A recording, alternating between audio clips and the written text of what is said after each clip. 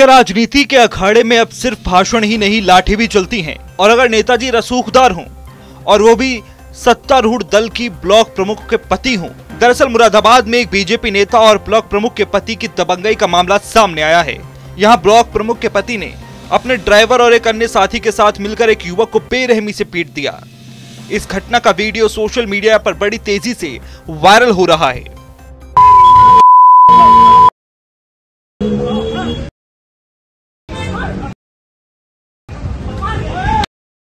पूरा मामला मुरादाबाद के ठाकुरद्वारा इलाके का है, जहां पर ब्लॉक प्रमुख के पतिदेव वीर सिंह सैनी ने चहल पहल वाली सड़क को स्ट्रीट फाइट क्लब में तब्दील कर दिया। थोड़े में ज्यादा स्वाद यही तो है इसकी खास बात। वाओ मामा क्या स्वाद है, अरे मेरे राजा।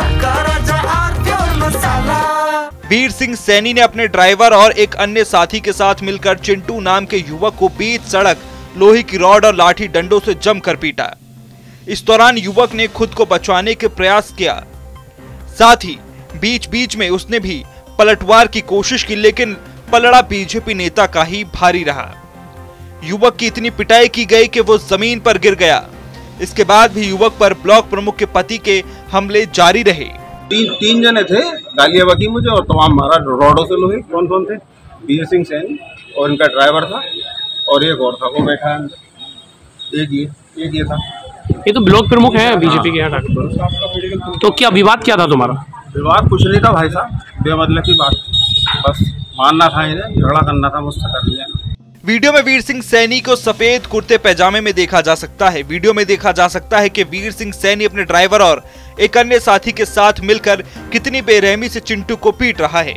इस पूरी घटना का किसी ने वीडियो बना लिया और सोशल मीडिया पर डाल दिया।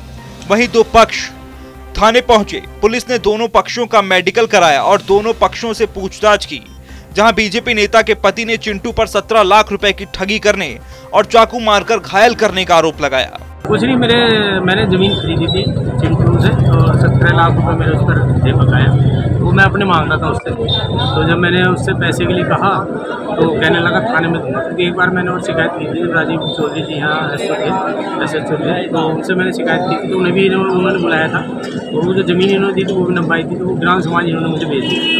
वो ग्राम समाज भेज दी तो मैंने कहा कि मैं ग्राम समाज को खर्च करूँगा। तो उसमें 17 लाख रुपए इन्होंने मुझसे ठगी कर लिए। तो मैंने इनसे जब आज कहा ये मुझे मिले, मैंने कहा भाई 2 साल हो गए, उसका हिसाब बैठ के फाइनल कर लो। तो कहने लगा थाने में बात करूँगा उससे। और जब मैंने उनका विरोध किया तो गाली देने लगा। जब विरोध किया गाली का तो गाड़ी से चाकू निकाल के लाके मेरे हाथ पे हमला कर दिया।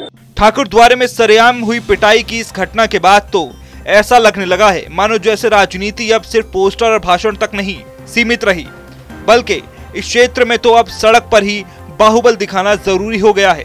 बहरहाल वही सोशल मीडिया पर जो वीडियो वायरल है, विरोधी इस मुद्दे पर सरकार को घेरने में कोई कोर कसर नहीं छोड़ रहे हैं। थोड़े में ज्यादा स्वाद यही तो है इसकी खास बात। वाओ मामा क्या स्वाद है, अरे मेरे राजा।